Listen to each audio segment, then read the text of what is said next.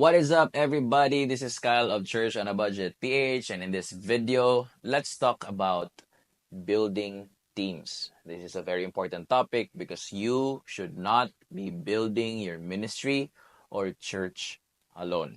If you're interested in this video, then check this video out.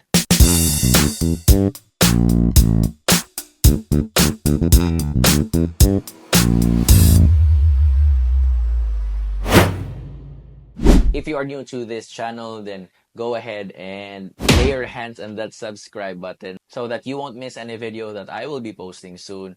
And click that like button below if nakatulong tong video na to sa'yo, because that would really, help me. Please. So, building teams. Now, very important to na topic sa akin. Kasi in my years of ministry, I have never seen somebody build something big, okay, alone. Walang building na tumayo by just one person's effort. Okay? Even Jesus, when he came here on earth and started his ministry, okay, before he even launched his ministry, he took for himself a team. Kumuha siya ng mga tao. Now, understand this. These people weren't bored people. His disciples were actually working jobs, okay, having businesses. And he called them out and say, let's save the world together. Come, follow me. So, the principle of having teams is actually very important in building the church. Now, my shirt literally says, we do life together. Okay? We do life together. No man is an island, for it is not good for man to be alone. That's God himself. Now, the importance of team, very, very clear sa atin yan. In fact, we are not just Christians. We are not just called to be a Christian, a follower of Christ. God, Jesus himself said, I will build my church. Now, what is a church? Is it one person? No. It is a collective group of Christians, believers who want to follow Christ, no? And be like him. Okay? So, teams, building a team. First and foremost, number one that you should have is vision. What do you want to achieve? Now, if you're watching this right now, you may be the leader of your ministry, or maybe you're supporting your leader sa ministry. Okay, that can be you. But probably you're in some shape, way, or form of a leadership position. So this is very important. Have a vision. Where are we going? What are we doing? Okay, so vision. What are we supposed to do? What do you see? Okay, what are we trying to do? What are we trying to build? Now, understand this. If God's going to do something here on earth, he's going to do it through a man. He's going to do it through people.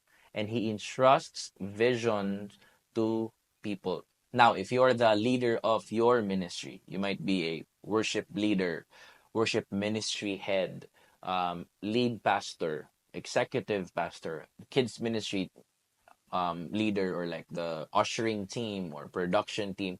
What is your vision? That's very, very important. Now, understand that what you're trying to build, okay, will determine all of the other things that you will need for that to come to pass. Let me explain it to you this way. If I am going to the beach, it would be odd for me to bring a sweater, okay, a jacket, unless I'm Filipino. There are some things which aren't bad, but can be unnecessary for where I am going. Okay? So, practically speaking, if you want to build a worship team, a music ministry, you want to have people around you who are musically gifted. Love for music won't cut it if you are not gifted in music. I'm going to repeat that again. Love for music and even love for God won't cut it if you are not gifted in music. I'm not saying that we disregard what the pioneers of the church has done, because they did what they have to do, right? Wala pang worship leader eh. Wala ka pa nun eh. And so, your lead pastor, although he is not gifted in singing, had to lead worship himself because no one's mature enough and gifted enough and committed enough to actually lead worship right alongside him. But now that you're here, hey, we are trying to build a team here and you want skillful people, or even if they're not skillful yet, gifted people, because you will know if people have a gift. You want those people to be around you because you are trying to build a music ministry. So, vision. You have to have vision. Next thing, which I skipped actually, is people. You have to have the right people. Ito na yung sinasabi ko. You have to have the right people. You have to have gifted people. If you are building an ushering team, you have to have friendly people. If you do not have friendly people in your church, then you train and build friendly people. People have a heart for people. If you're trying to build a kids ministry, you should have people who love kids. You know, your love for kids and teaching and imparting to the next generation. That can be the qualification for them to serve in the kids ministry. So you have to be particular. Vision and people, because why? Without vision, people will perish, right? That's the verse in Habakkuk chapter 2. But without people, the vision will perish also. So you need people who will carry this vision with you. And that's why you need people in your team, right? The right people, not just some random people, the right people. And I'm going to make Jesus as an example here. Jesus chose his team. I'm going to repeat that. Jesus chose his team. He chose the people who will run alongside him. Okay? That's very important.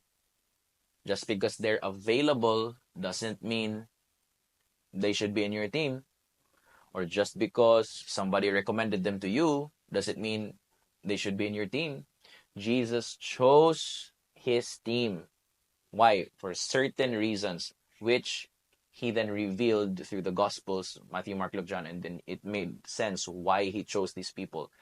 But you should choose your own team. There should be a given standard why this person, what are the bare minimum skill, because let's face it, we are not a paid organization. We have volunteers, but there should be a standard in which we hold our team accountable to. Na, okay, if you want to be part of this team, this is who we are, this is what we do, this is how we act, this is how we operate, this is what we say, this is what we teach. So those things, you have to have that in place when you're building a team. Number 3, which is very important to me. Please do life together. I can't stress that enough. Don't just do ministry together. As much as we would want to have a great church, a strong local church, and all of these people changing their lives and all of that, let us never forget to minister to our own teams. Okay? Because they are the first people that should be drinking from the well of revelation, of empowerment from us. Okay? These should be the people we are ministering to.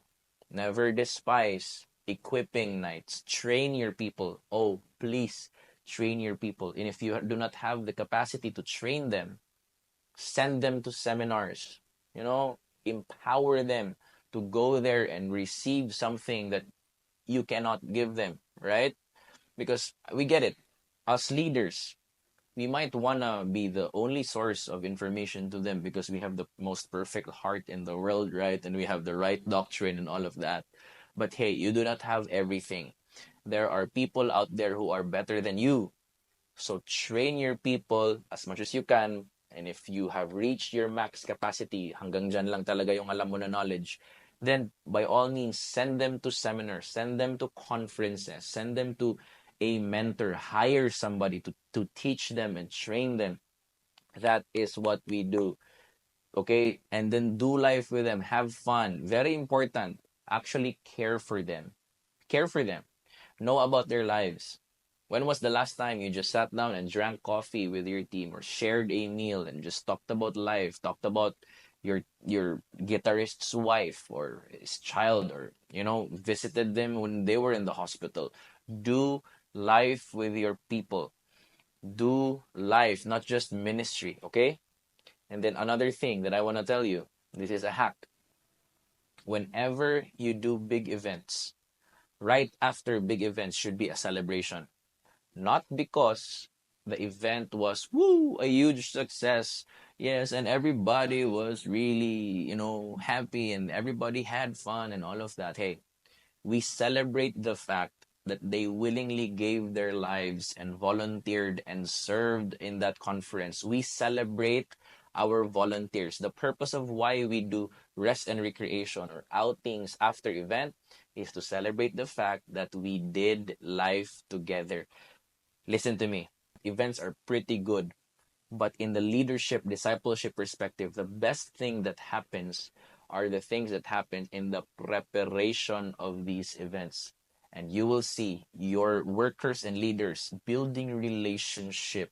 Iron sharpens iron, they will express their desires and passions, and there will be frictions along the way, but the good thing is it's worth it, because you know what, we do life together. We are so committed in our hearts that regardless of what happens in this preparation time and of all of the pressures and all of the pain that we will go through together, I still love you.